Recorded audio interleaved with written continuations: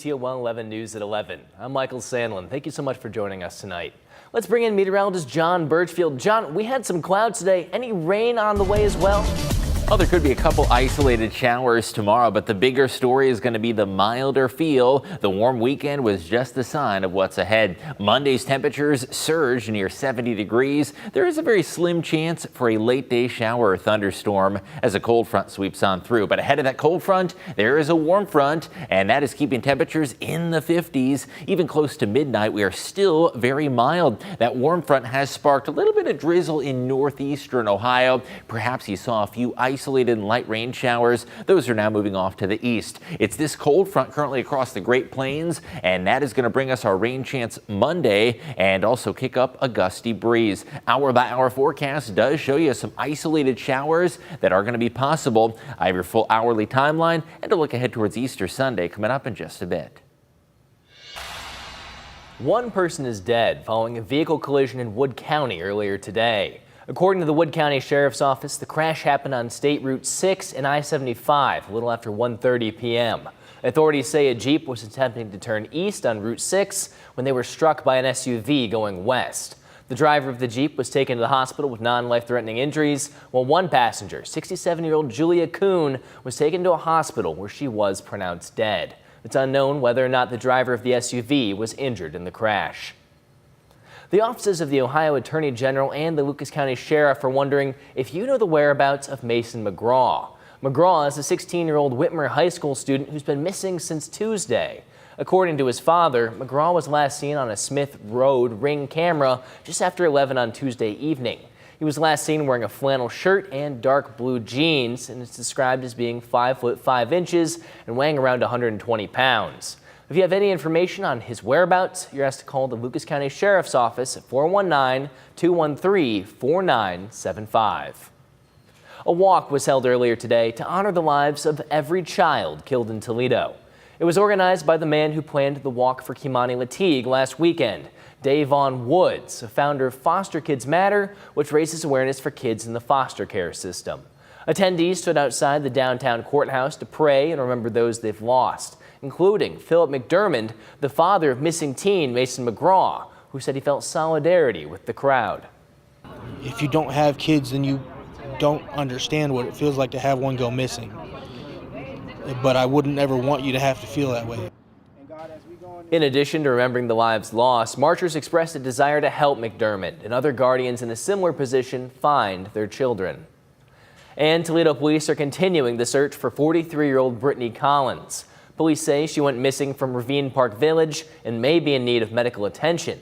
If you have any information on Collins, you're asked to call or text Crime Stoppers at 419-255-1111. It's been 2 weeks since 15-year-old Dundee High School student Bella Creque took her own life due to bullying. And tonight, her family held a candlelight vigil to mourn. Dominic O'Neill joins us in studio with more. Dom, you were present at the vigil earlier this evening. How did her family describe her? Well, Michael, her family described her. Her family and close friends tell me Bella was outgoing and actively involved in the band, and their hearts ached when sharing their memories of her. That's why they started a GoFundMe for mental health services to try to prevent families from having to experience this kind of pain again. Smart, caring. That's how the family of Bella Creque would describe the 15-year-old. She was beautiful. She just had such a big heart. She was happy. She loved her playing in band, the clarinet. She could play beautifully. She loved her sports, her softball, swimming, and soccer. Sunday evening, friends and family of Bella held a candlelight vigil to honor and celebrate her life, paying respects to a life gone too soon. And we're just grateful for all the support in the area, and then we met people that we don't even know. That the support is huge. The community has come together, and we'll miss her every day, and it's a tragedy that we don't want any other parents to ever witness. Individual is also serving another purpose, raising awareness about the dangerous effects of bullying on mental health. That's why the family is raising funds for mental health services and to create scholarships in Bella's name. And last check, the GoFundMe goal of $3,000 has been exceeded with $21,000 raised. I think it's amazing, something that should have been done sooner, honestly, but I mean, we learned from trauma, and now it's happening definitely in the right way, and everyone's remembering her for it. As the family remembers and grieves, they call out for an end to bullying and encouraging the need for those struggling to seek help, so no one has to say goodbye to a daughter, athlete, friend, and a beloved family member like they did. She was just a light and always brought a smile to everyone's face, and you were lucky to know her. Like, she was just a overall great human being. She was very easy to talk to. She was always sweet and always nice, and she just really was like the brightest person in the room. And if you wish to help the family, you can visit our website for more information on how you can help. Reporting in studio, Dominic O'Neill, WTOL 11. All right, thanks, Dom. Continuing on to a case that has rocked the Toledo area. The community got to say goodbye to 13-year-old Kimani Lateague at a public funeral service on Friday night. She was allegedly murdered by her father last month, but her memory lives on. In addition to the funeral service, her life was honored at an Easter egg hunt. Children at Navarre Park in East Toledo searched for thousands of eggs filled with candy, small toys, and tickets for bigger prize buckets. Several local businesses donated gifts and goods to the event to make sure kids had an unforgettable time. Awesome! It was the best. Very fun, and it was what my cousin saw. Of course, it's going to be fun. Especially when it was super, super fun. Before the hunt began, there was a moment of silence for Kimani. And with the goal of bringing attention to community issues and advocating for change, a Justice for Kimani protest is happening tomorrow. The protest starts tomorrow at 12:15 with a balloon release and prayer at Spring Elementary. That was Kimani's school. Participants will then head to Lucas County Children's Services at 1 to make their voices heard. Those planning to attend are encouraged to wear shirts, bring posters, bullhorns, and pictures to raise awareness for Kimani and all children in need of protection. The community is also remembering another life taken all too soon, 18-year-old Joaquin Simmons. He was killed during a shoe sale on April 2nd. That's when an unknown group met up with Simmons, attempted to rob him, and fled, but he held onto the car to stop them. Simmons was dragged by the car for multiple blocks. The Whiskey Red Saloon hosted a celebration of life for Simmons on Saturday, with proceeds going towards medical and funeral expenses. Hug your kids every night. Keep them as close as possible. Try to stay as involved in their lives as much as you can, because you never know when the last day will be that you're going to be able to see them again. And that's just the nightmare that we're kind of living in right now. So just hold your kids tight and just love them as much as you possibly can. For those who weren't able to attend, an account with Simmons' name will be open for donations at the Jeep Country Federal Credit Union. Going to be a very mild start to the work week with temperatures making a run for 70 degrees, but also the chance for some scattered rain showers. Your hour-by-hour timeline is coming up next.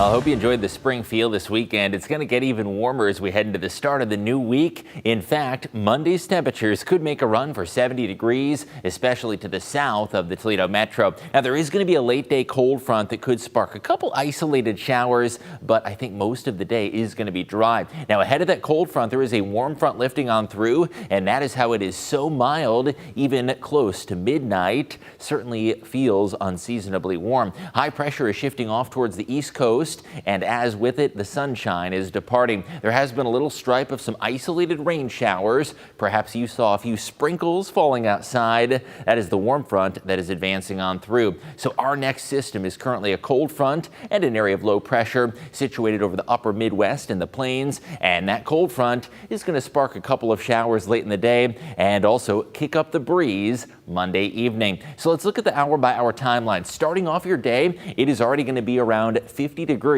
It is going to be a balmy start to the day, and into the afternoon, cloud cover thickens up a little bit, and there is a slight chance for a shower, say between about 3 p.m. and 5 p.m. with temperatures in the 60s. Here's what that looks like visually on the weather map. That warm front clears the area. We do start off the day dry, a little bit of sunshine with increasing late day cloud cover that will be expected. I think this cold front is really not going to spark much in terms of widespread rainfall, but there could be a couple of light showers developing after 3 p.m. Heavier rain is going to just narrowly miss us south and east of the viewing area, and folks in southeastern Ohio will have some heavier thunderstorms to contend with. There is a risk of severe weather from Pittsburgh back towards Cincy and into West Virginia, and that is a slight level 2 risk. You'll notice it cuts off just southeast of our area, so no storm worries here at home, but there could be a couple regular variety spring showers. Temperature-wise, we're already going to be in the 50s out the door, so a very mild start to the day.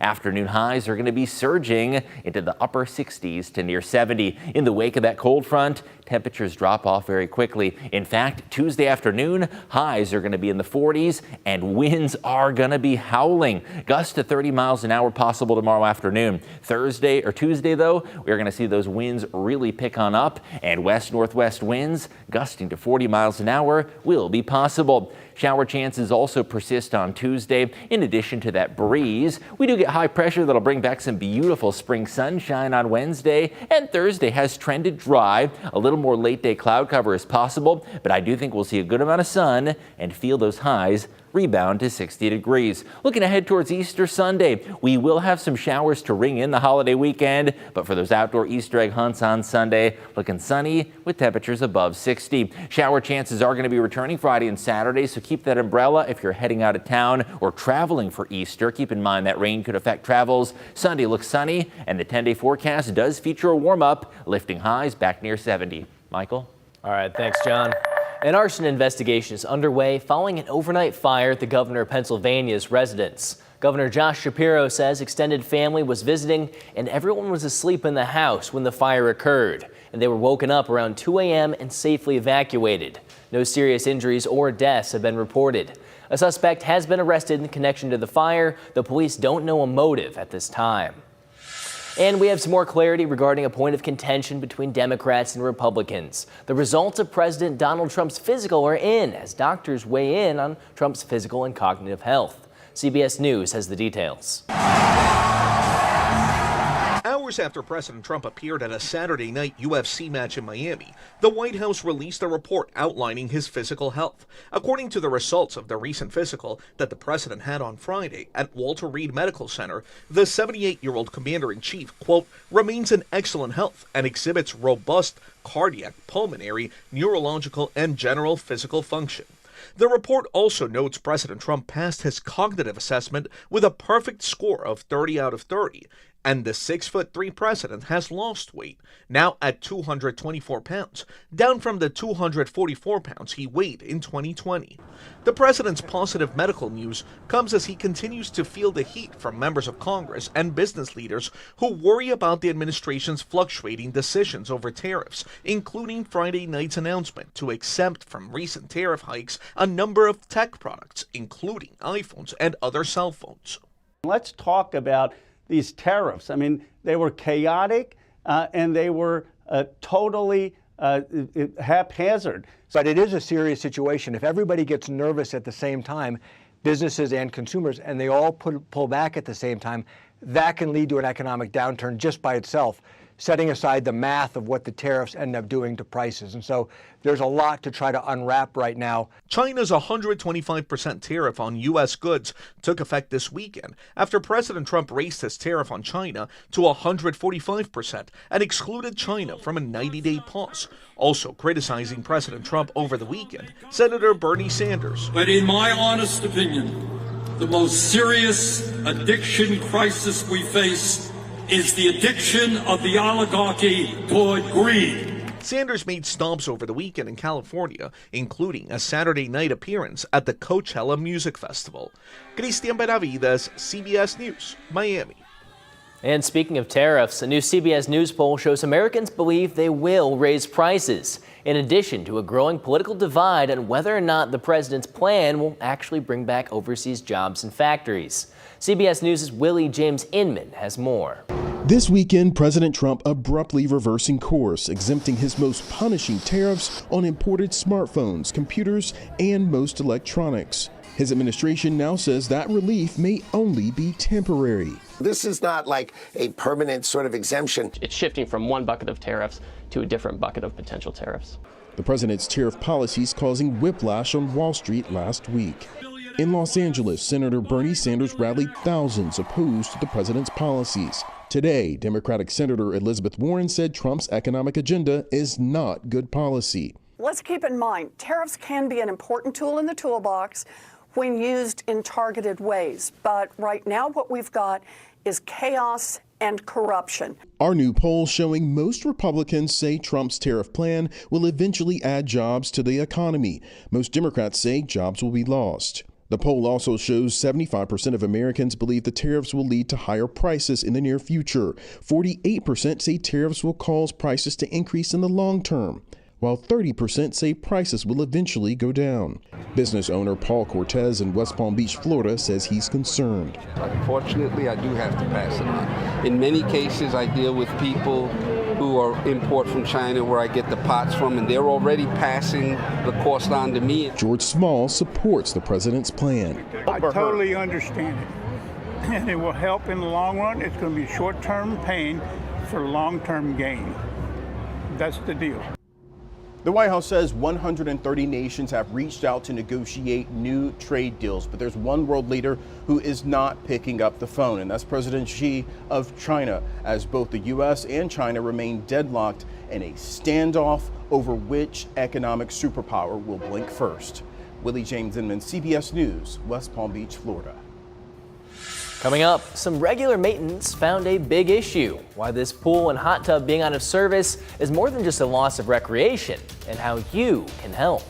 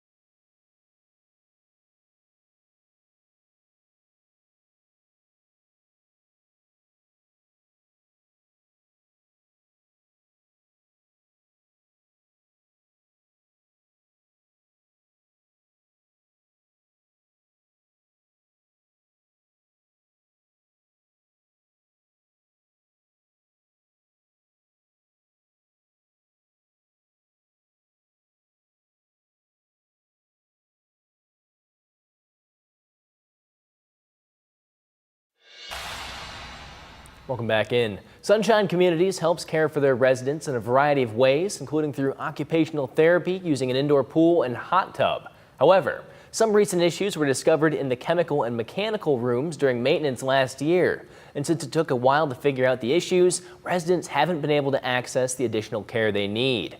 Therapists with Sunshine Communities say the pools help with socialization, confidence, and more. The pool allows buoyancy, it allows for more movement. It actually, someone who might not be able to weight bear on land can do that in water. It's estimated that it would take around $400,000 to make the necessary repairs to get the pool and hot tub up and running again. Now, if you want to help or donate to Sunshine Communities, we do have a link on our website at WTOL.com. Over in Blissfield, a family-owned pharmacy is closing its doors. Schmidt & Sons Pharmacy has been in business for 5 decades. The vice president of the company says the closing is because of funding issues from insurance companies. But there is another location in Tecumseh where you can transfer your prescriptions. It's really hard to stop doing business here. There's a lot of people that just live blocks away that it was really convenient for, and it's really hard to take that away from them. Files are being transferred to the Tecumseh location over the weekend and should hopefully be completed by tomorrow. Even though Reggie's Bike Shop is closing, today the store was overrun with customers. According to the owner, due to increasing costs and the popularity of online shopping and box stores, business has continued to decline over time. He says ideally they'd like to sell the business, but come April 30th, the shop will officially be closed for good. Until then, the shop is open Monday through Friday, 10 a.m. to 6 p.m. What is up, you guys? This is Chase Bachman with your Sunday Sports Look Ahead. This week, we are looking ahead to playoff hockey in Toledo. The Walleyes' regular season ends Sunday night and means the beginning of the ECHL playoffs. The team starts by playing Indianapolis in the division semifinals. Game 1 is Thursday at the Huntington Center. Game 2 is Friday. Games 3 and 4 are on the road. Games 5 and 7 would be in Toledo if necessary. That's your look ahead to this next week in sports. Be sure to follow WTOL 11 for the latest in Toledo sports news. And as Chase mentioned, the Toledo Walleye had their final regular season game this evening, and they had some special guests joining them at the Huntington Center. The Gold Diggers, Toledo's former hockey team, were celebrating the 50th anniversary of the Miracle on Main Street. That's the climactic game that won them the Turner Cup. Fans had an opportunity to talk to the players, something community members and players, both past and present, appreciate. The fans were there. They showed up on the road. They showed up everywhere. They were the reason we had the energy to pull off these upsets. They were literally carrying us at points in time because of their dedication and passion. The Walleye won tonight against the Indy Fuel 4-3, and we'll see if Walleye fans can help carry the Fish to a championship as playoffs start on Thursday. And in case you missed it, Roy McIlroy and Justin Rose faced off at the Masters earlier this evening in a neck-and-neck game. McIlroy sunk the birdie and won the tournament and received his green jacket. We'll be right back.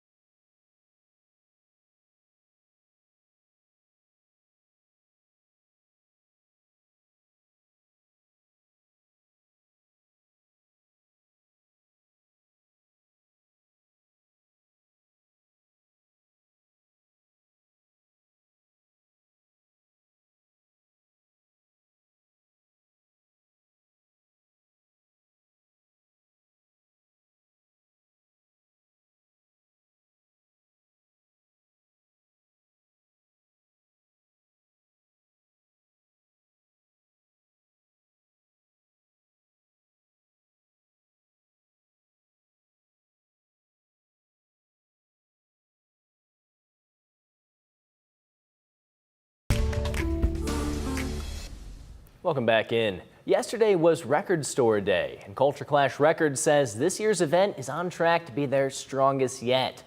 Following last year's slump in sales, the small business was forced to mix things up. This includes keeping hot ticket items in stock and their new initiative of hosting local bands in store. The owners have live music now booked through the summer, which has been good for business and for the record-loving community. You're supporting more than just a place that sells records. You're supporting a staple of the community, a place for people to gather and meet new people, meet new friends, experience new things, and not just feel alone. At least a dozen live bands performed at Culture Clash Records during their Record Store Day event. And over at Bowling Green State University, over 150 students, community members, faculty, and staff gathered for its first annual Spring Day of Service. Attendees met at the Marvin Center before being split up into groups and heading out into the neighborhood to clean ahead of the new weather season. The program director says the university received a grant from the All States Foundation, which allowed them to prepare and plan for the Day of Service, which was entirely led by students. The huge benefit is that we are engaging our local community members and not just engaging students in BG, and being able just to connect with our community and our surrounding areas is really important. The event was sponsored with help by BG Rotary and Civista Bank, and students say they're looking forward to next year.